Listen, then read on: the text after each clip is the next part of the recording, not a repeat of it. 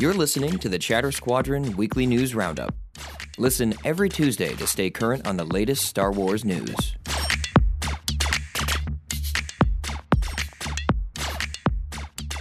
Thank you, and welcome to the Weekly News Roundup. I am Mike, joined by my co-hosts, Tyler and Johnny. Hello, sir. We're here. Good morrow.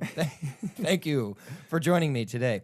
How are you, my friends? I am doing well, and I am ready and itching to get into this news. Perfect. Because this is the first weekly news roundup of the show that we're doing, and I'm ready. I've been itching all week.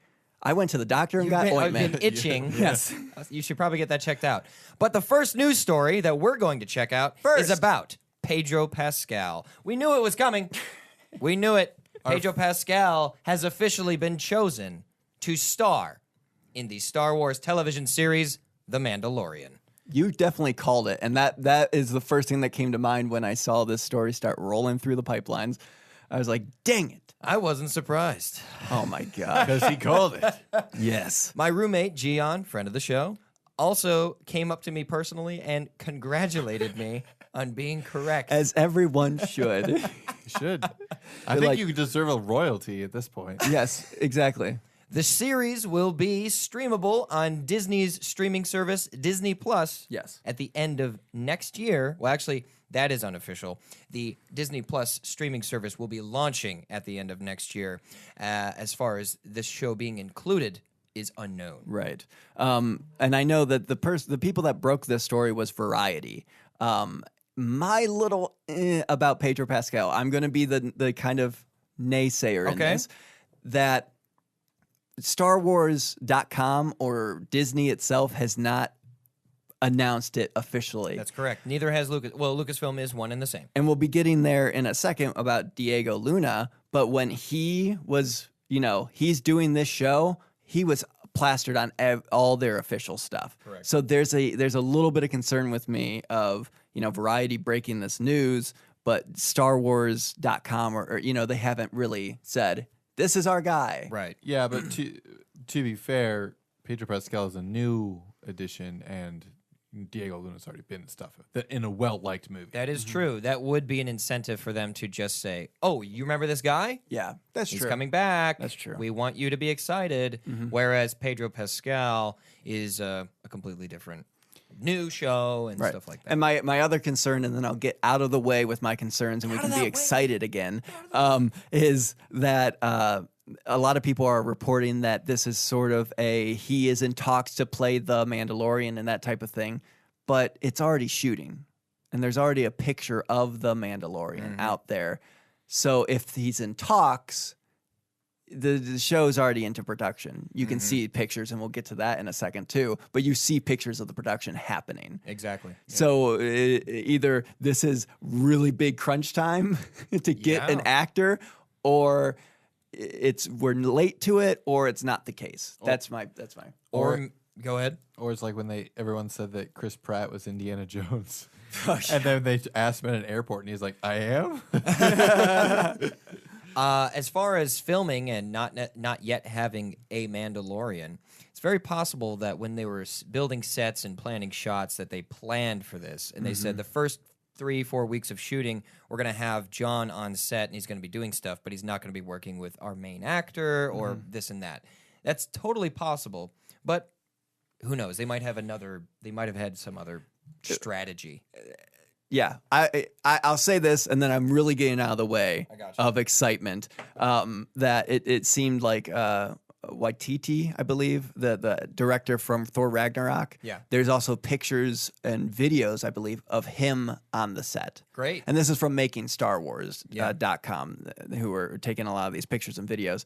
So for a new director, especially that big, to be on the set and them not have a main character to shoot his scenes, that's a little. And then I will now get out of the way of excitement. Well, they have a whole host of guest directors for that show. So I imagine John, after seeing a list of who's going to be directing his show, he'd want to show him around. True. I imagine. But you're totally right.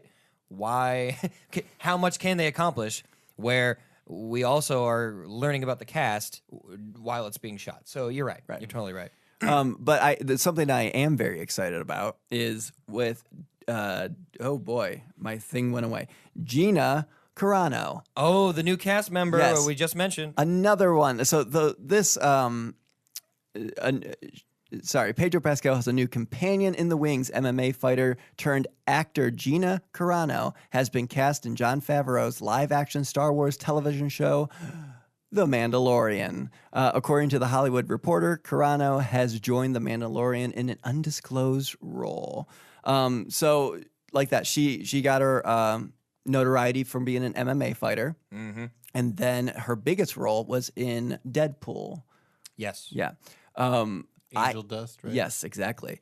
I just watched a fight. I didn't find what movie it was from, but before we recorded, a fight between her and a man in a bedroom, and it was very brutal, and they were choking each other, and it was dark and edgy, and I was like, oh, okay. I could see that. She's done that multiple times. She Right. did that. Actually, I don't know if she had a one-on-one fight in Fast and the Furious. This is not was a Fast and the I don't Furious imagine type so, yeah. fight. It was no music, Oh, just wow. straight up fighting, and Very then dramatic. she put a pillow on his head and shot him in the head. Oh, Do I Yeah. know this fight? It wasn't from John Wick. I once again, I Ooh. do not know. Might Was be she John in Wick. John Wick? I don't know. I don't think so. That's why I'm confused, because there's a very similar fight in a bedroom, and it involves a pillow gunshot as well. Wait, are you talking about that rogue? I don't think that was her. Yeah, I don't think so either. But no. So my little theory when it comes to her is, if you see pictures of her, even like people have been doing this. They put a cartoon character next to a real life person. And every time they do that, I'm a little like, because it's usually Snoke. It's usually like, could this person be Snoke? All right. But she does kind of look like Sabine Wren from Rebels. She has the shorter hair. You know what I mean? And it's the Mandalorian. Right. And I'm not saying she's older, but she's older than a teenager. Yeah. She is in Rebels. I could see a BA woman like this being a grown-up Sabine. How many does Sabine have significant dialogue? Oh yeah, she's like an Ahsoka basically, in terms of she's always around. That makes me lean against the idea that she would be that character in particular. Okay. Because of her history in roles have been fewer lines. I mean, let's be honest here. She's a UFC fighter turned actor. She has particular skills, and perhaps they are not dialogue That's driven. true. But I could be proven wrong, and I would like to be. So we'll see. And this is our new news show. Every single news story, one of us has to be a damper on things. Yeah, So we set have that. I'm next. Yeah, Johnny- we have to build you up on the exciting news, and then pat it down. Here's your time to be a damper, Johnny. All right. So, Making Star Wars also released pictures from the set of The Mandalorian. There were normal stormtroopers. You could tell that they were Imperial stormtroopers. But next to them, without helmets on, were troopers dressed in all black. And everyone is saying that those are Death Troopers. I don't know. And there we go. Moving on to the next story. Actually, let's hang on for this just for a moment. Oh, because- if we have to. That was perfect. so it was makingstarwars.com Yes. that broke this. Yeah, the pictures are pretty grainy and far away. However, they look pretty I mean, you can tell what you're seeing. clearly, yeah, that it's shiny black armor, and the other troopers look to be Imperial, is what you mentioned. and then there was- because of the time period, it makes sense. And Right. by the way, we're talking about the set of The Mandalorian. The only thing is, aren't the Death Troopers the personal guard of what Ben Mendelsohn's? Yeah, Director Krennic. Yeah. I mean, from what we've seen so far, that's what they are, Maybe they're just special forces or whatever. I guess. My qualm with it is that, yeah, I mean, it's Imperial armor that's black. Yeah, That's I what mean, we know so far. it's not- Or they're like, oh man, we have to have a new trooper every movie. What do we do? That's Wow, I didn't think about that. Is that true? Yeah, I think it is true. They have new troopers every movie. Every movie. Wow. Okay. It's kind of like the lightsaber thing. You gotta have one lightsaber ignite, and you gotta have one new stormtrooper. That's right. Isn't that so funny that they literally put not the only reason why Darth Maul was in there, but the only reason he force grabbed a lightsaber at the end of Solo and then turned it on. It's like, oh, there's the lightsaber. So we could have a bullet point. It. Yeah. I wonder when it's going to be our first. Like it's going to be like this is in the deep dark depths of Coruscant, and it's in the middle of there's no Jedi and all this or troopers, and then It's somebody just gang wars with knives. exactly, and then somebody turns on a holovid of someone with a they turn on the holovid of Darth Maul catching the lightsaber and then cutting off the head of a different trooper. Oh yes, and then it'll kill two birds with one stone. There you go. Breaking news from the past. Here is this past week in Star Wars history. 1978, Saturday, November 17th. The Star Wars Holiday Special aired for the first and only time on CBS. November 15th, 1929, Jezek Edward Asner was born. He was a voice actor who voiced Jabba the Hutt in the radio version of Return of the Jedi. He also voiced Jedi Master Rook Lumar in the Knights of the Old Republic video games. 1978, Sunday, November 18th. Carrie Fisher hosted NBC's Saturday Night Live. Be sure to come back next week for more breaking news from the past. Moving on. Yeah, to- there's something that I wanted to bring up because this is big news. everybody talked about it, We have and to be a damper altogether. right, we would be remiss because it's not us being putting a damper on things. It's just it's a sad thing that Stanley unfortunately passed away Monday the 12th. He was taken by ambulance from his home, and he later passed away that night. I know a lot of fans that listen to the show and are fans of Star Wars are also fans of Marvel and those types of things. So I saw everybody posting about it. Yeah, No yeah. matter what it was, even in my pro wrestling groups, everybody just wanted to kind of weigh in. All of his stories were they reached very far. And they reached a lot of people, and it was sad that we weren't able to honor him on our last week's episode, considering he passed on Monday and our episode released on Tuesday. But we did appreciate and see all the love for him on the social media, and we shared it as well. And something that came to my mind that probably a lot of people don't think of. He was taken by ambulance from his home and everything. I have a brother who's a firefighter, and when somebody, in the community that you live in passes away or has a big thing, there's a good chance that you're going to go pick them up. And I want to just kind of extend people's thoughts to the people who went and got Stanley. Oh, absolutely! Wow.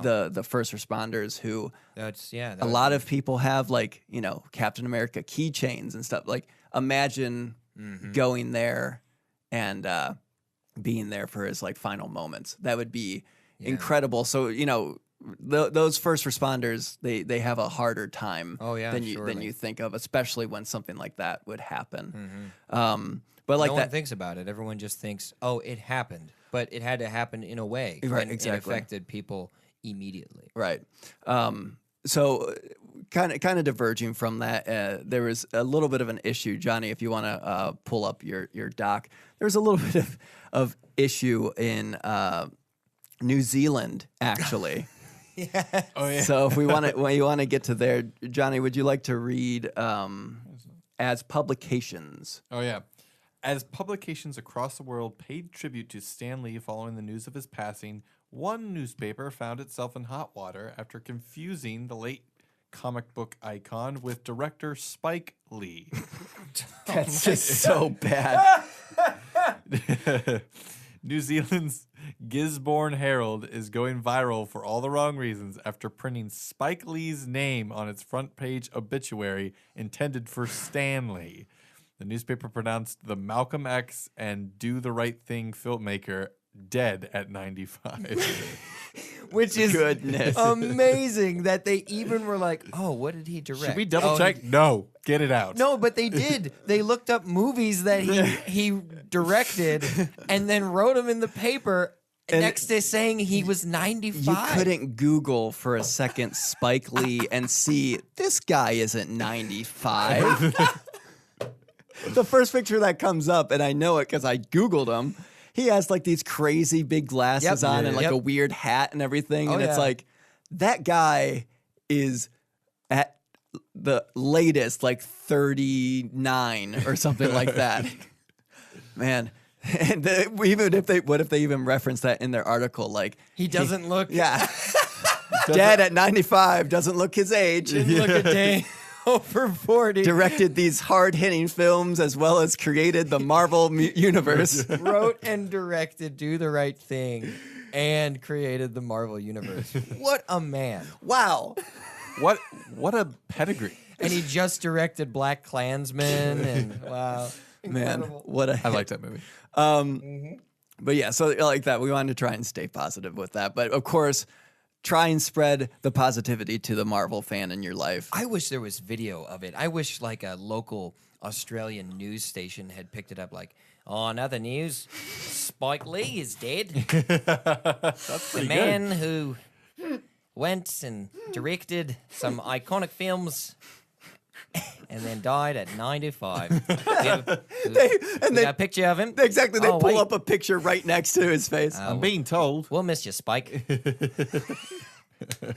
Miss you, Spike. We here at G'day, G'day Sydney. We all bid you good day. And it's And even it's, like, really even, heartfelt. Well, it's even a bigger issue because Sydney is not in New Zealand. Yeah, it's like Sydney. Oh definitely, shoot! Definitely oh, not New Zealand. I just pooed, you just pooed flight- all over. you I thought flight it of was the an Aus- Concorde at It this. said Gisborne, so I thought it was Lisbon. no. What? No, you just In read Portugal. That's what I meant. It. Oh, jeez. Here's the final news story for this week. Diego Luna is slated to return as Cassian in a Rogue One prequel series to be released on Disney Plus, and he can't be more excited. So He's not allowed to be. yeah, he can. There's a level. It's in his and contract. he's already reached it. Yeah, his excitement has run out. Thanks for coming to the news, everybody. That's it. No, so we covered this last week on our anniversary show, but there's something else that came through, which is a new interview. And Calhoun is laughing because I've already heard it, you'll hear. and it's good. I want to get to that, how excited he is. But first, did you guys know that he is in love with Jabba the Hutt? I didn't until I read. Who isn't? And I didn't until I read this latest interview. If you search, find someone who loves you as much as Diego Luna loves Jabba the Hutt, you can see a video compilation of Diego Luna speaking lovingly about wanting to touch Jabba's skin and even French kiss him. I need to preface with that in order for the first part of this interview to make sense. So I was researching for the show. And I read this interview, and we'll get to the first couple questions in a second here. And I was like, what the heck are they talking about? But Calhoun does a really good Diego Luna, and Diego Luna. I do a Diego Luna. In this, he also calls Jabba Yabba. Yabba And, the Hutt. and he loves the idea of wanting to touch his skin. Thinking about his texture. I want to touch Jabba. I want to find out what his texture is. That's what You should watch the video because it's literally like 2 minutes. I can't wait. I can't wait to touch Jabba. That's really what I'm obsessed. Diego, this is your doctor's office. I'm thinking about kissing him. Give him a French kiss. Yeah, that's all right. Now we're going to start the colonoscopy. Okay, so Johnny, you're going to be Steve Weintraub, and Calhoun's going to be Diego. Like real life. I will answer. Yeah, I'll answer with the quote, and Johnny will ask. Johnny the is quote. reading. So Starting there. during an interview with Steve Weintraub of Collider, Weintraub was able to sneak in a few questions for Luna during a press round for the Netflix series Narcos, and he covered everything from scheduling to Jabba the Hutt. Steve, take it away. What am I giving this voice? Just you. No, I would say You want to be you really... kind of had a rough day. It was hard to get to the interviewing thing, right. but Perturbed? you're a little perturbed, but you're a huge Narcos fan. Okay. Your wife makes you watch every single episode. All right, I'm going to channel that. Okay. Is it true or not that you decided to do this Rogue One prequel series because you're going to put Jabba the Hutt in it so you can touch him? No. I guess my life will change that day when I get to find out the texture of Jabba's skin. Is like one thing you say on one day in the middle of 150 interviews suddenly haunts you for the rest of your life. It's incredible the amount of shit I get for that. I love it. But still, I want to touch Jabba the Hutt. That, and there we go. That's Diego Luna for you. That is his direct quote. It goes on. I was about to say, get to the actual news portion of this. But I want to. I want to touch. When did you find out that you were going to do this show? Very recently. That's why I know very little. Very recently. I'm thrilled. I'm happy. It's a dream come true to go back to that universe. I grew up watching those films, and now I'm sharing that with my kids, so I'm very happy. Why am I still doing his voice? I don't know. do you I'll keep doing it. Do you have any idea when you might be filming? I'm thinking after I touch Jabba's texture. No, that's not what he said. Indirect quote. What he says. Unnews Network. That I don't know. I know as much as you. That thing they sent to the press, I got that the day before. Sorry to tune in. Hey, this is Tyler. I know you guys are doing an interview right now, but isn't that crazy? That is crazy. That okay, this is what's going to go out to everybody, and there you go. Right. This is what you're going. This is what we're going to say tomorrow. I don't fully buy that he doesn't know more than that, but I think that's what they say to kind of stop questions. I totally agree with that. That's what I would say. I'd be like, just don't ask me questions that I can't answer. Hey, man, when they announced it, I saw it too for the first time. Maybe that's why he resorted to talking about touching Jabba's texture. I didn't see the movie later than you, so I don't even know if I'm in it. Oh my gosh, he does a better Diego than you do. He does a better That's my Diego. Luna. He's just kind of upset. Hey, it's me, Diego Luna. I was so mad that I didn't get to touch Jabba in Rogue One, so I will not be coming back for the series. So I want you guys to follow us on all of our stuff and subscribe to us, give us reviews and all that. But more so than all of that, I want you to go find that video of Diego Luna talking about Jabba the Hutt and how much he wants to touch him. I love Jabba. I want to touch him. It's a weird compilation of just, for some reason, he keeps bringing it up. 8 different interviews and very, very sincere in some of them. Right. Oh, Jabba. Oh, man. He's kind of in my head. I'm wondering, what if I touch him? What will it feel like? he's like, just breaking it down for every interviewer. So, for some reason. As we close out, I pose the question: who do you think Gina Carano will play in The Mandalorian? You said you didn't get a lot of responses there, but I got quite a few. But my feeling on that is. Like that, we've talked about Star Wars being a vehicle for newer actors and actresses and people that this is kind of one of those things that if we put, who do you think Daisy Ridley will be in the new Star Wars movie? People will be like, I don't know. No one has any clue. She was a corpse on a show one time. She was. All right. So Tony Hopper says probably The Mandalorian, which we had talked about before. Some females who could be possibly be, the and Mandalorian. if anyone could be the Mandalorian, well, she might not have to talk. You should be the Mandalorian. Ooh. There you go, Calhoun. You called it again. I called it again. How do you keep calling it?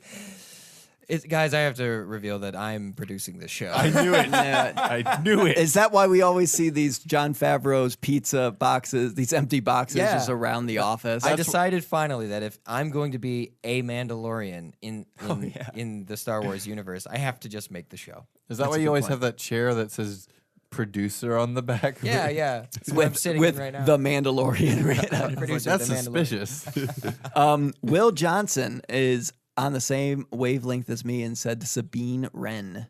Okay. Yeah. I hope to see more people in support of that, just because I want it to. I don't know. I think it's a good idea and it could catch some traction. Right, and we don't know how much she's in the show. Right. She's just connected to the show at this point. Craig T. Bryant on Instagram said The Mandalorian. Craig T. Bryant. Craig. Hey, Craig. T. Bryant. What does the T stand for? Let us know.